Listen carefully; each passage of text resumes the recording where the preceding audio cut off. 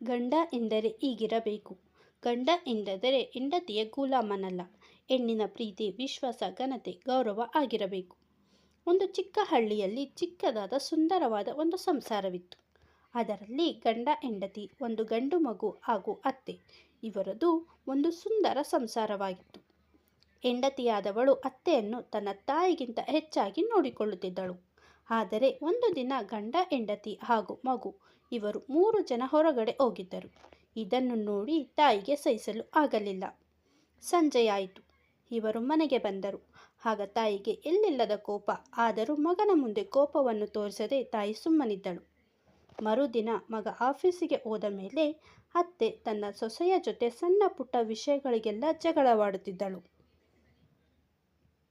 ಮಾತಿಗೆ ಮಾತು ಬೆಳೆಯುತ್ತಾ ಹೋಯಿತು. ಅತ್ತೆ ಹಾಗೂ ಸೊಸೆಯ ಜಗಳ ದೊಡ್ಡದಾಯಿತು. ಸ್ವಲ್ಪ ಹೊತ್ತಿನ ನಂತರ ಇಬ್ಬರು ಸುಮ್ಮನಾದರು. ಸಂಜೆ ಗಂಡ ಆಫೀಸಿನಿಂದ ಮನೆಗೆ ಬಂದ ಮೇಲೆ ಹೆಂಡತಿ ತನ್ನ ಗಂಡನಿಗೆ ಎಲ್ಲವನ್ನೂ ಹೇಳಿದಳು. ಆಗ ಗಂಡ ಎಲ್ಲ ವಿಷಯವನ್ನು ಕೇಳಿದ ಮೇಲೆ ಸುಮ್ಮನೆ ಕುಳಿತುಕೊಂಡ. 10 ನಿಮಿಷ ಯೋಚನೆ ಮಾಡಿದ ನಂತರ ಹೆಂಡತಿಯ ಮುಖವನ್ನು ನೋಡಿ, ನೋಡು, ತಪ್ಪು ಯಾರದೇ ಆಗಿರಲಿ, ಅವರು ನನ್ನ ತಾಯಿ, ನೀನು ನನ್ನ ಹೆಂಡತಿ. ನಾನು ಒಳ್ಳೆಯ ಗಂಡನಾಗಿ ನಿನ್ನನ್ನು ಹೊರಗಡೆ ಕರೆದುಕೊಂಡು ಹೋದೆ. ಆದರೆ ನನ್ನ ತಾಯಿಯನ್ನು ಮನೆಯಲ್ಲೇ ಬಿಟ್ಟು ಹೋದೆ. ಜಗಳಕ್ಕೆ ಮೂಲ ಕಾರಣ ಇದುವೇ ಎಂದು ಹೇಳಿದ. ಜೊತೆಯಲ್ಲಿ ಇದ್ದ ಮೇಲೆ ಇಂತಹ ಸಣ್ಣ ಪುಟ್ಟ ವಿಷಯಗಳು ನಡೆಯುತ್ತಲೇ ಇರುತ್ತದೆ. ಅವರು ದೊಡ್ಡವರು, ಏನಾದರೂ ಹೇಳಿದರೆ ನೀನೇ ಸುಮ್ಮನಾಗು ಎಂದು ಸಮಾಧಾನ ಮಾಡಿ ಅಲ್ಲಿಂದ ಹೊರಟು ಹೋಗುತ್ತಾನೆ. ಹೊರಗಡೆ ಬಂದು ತಾಯಿ ಕೋಪದಲ್ಲಿ ಕುಳಿತುಕೊಂಡಿರುವುದನ್ನು ನೋಡಿ ತಾಯಿಯ ಹತ್ತಿರ ಬಂದು, ಅಮ್ಮ, ಏನಾಯಿತು ಎಂದು ಕೇಳುತ್ತಾನೆ.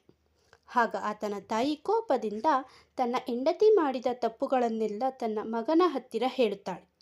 ಆಗ ಎಲ್ಲವನ್ನು ಕೇಳಿದ ಮಗನು, ಅಮ್ಮ, ತಪ್ಪು ಯಾರದು ನನಗೆ ಗೊತ್ತಿಲ್ಲ, ನೀನು ದೊಡ್ಡವಳು, ನಿನ್ನ ಮುಂದೆ ನಾವು ಚಿಕ್ಕವರು ತಪ್ಪು ಮಾಡಿದ್ದಲ್ಲಿ ದೊಡ್ಡವರು ಕ್ಷಮಿಸಬೇಕೇ ಹೊರತು ವಿಷಯಗಳನ್ನೆಲ್ಲ ದೊಡ್ಡದು ಮಾಡುವುದರಿಂದ ಮನಸ್ಸುಗಳಲ್ಲಿ ಬಿರುಕು ಉಂಟಾಗುತ್ತದೆ.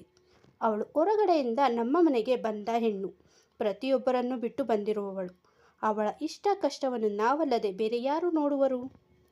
ಅವಳು ನಮ್ಮನ್ನು ನಂಬಿ ನಮ್ಮ ಮನೆಗೆ ಬಂದಿರುವವಳು. ಚಿಕ್ಕ ಪುಟ್ಟ ತಪ್ಪುಗಳಾದರೆ ನಾವೇ ಅನುಸರಿಸಿಕೊಂಡು ಹೋಗಬೇಕು ಎಂದು ತಾಯಿಯ ಹತ್ತಿರ ಪ್ರೀತಿಯಿಂದ ಹೇಳುತ್ತಾನೆ. ಅಮ್ಮ, ನಾನು ಹೇಳಿದರಲ್ಲಿ ತಪ್ಪೇನಾದರೂ ಇದ್ದರೆ ನನ್ನನ್ನು ಕ್ಷಮಿಸು ಎಂದು ಹೇಳಿ ಅಲ್ಲಿಂದ ಹೊರಟು ಹೋಗುತ್ತಾನೆ. ನಂತರ ತಾಯಿ ಯೋಚನೆ ಮಾಡಿ, ನನ್ನ ಮಗ ತಪ್ಪು ನನ್ನದಿದ್ದರೂ ನನ್ನ ಹತ್ತಿರ ಪ್ರೀತಿಯಿಂದಲೇ ಮಾತನಾಡುತ್ತಿದ್ದಾನೆ. ನಿನ್ನ ಹಾಗೆ ಅವಳು ಕೂಡ ಒಂದು ಹೆಣ್ಣೆ ಅಲ್ಲವೇ?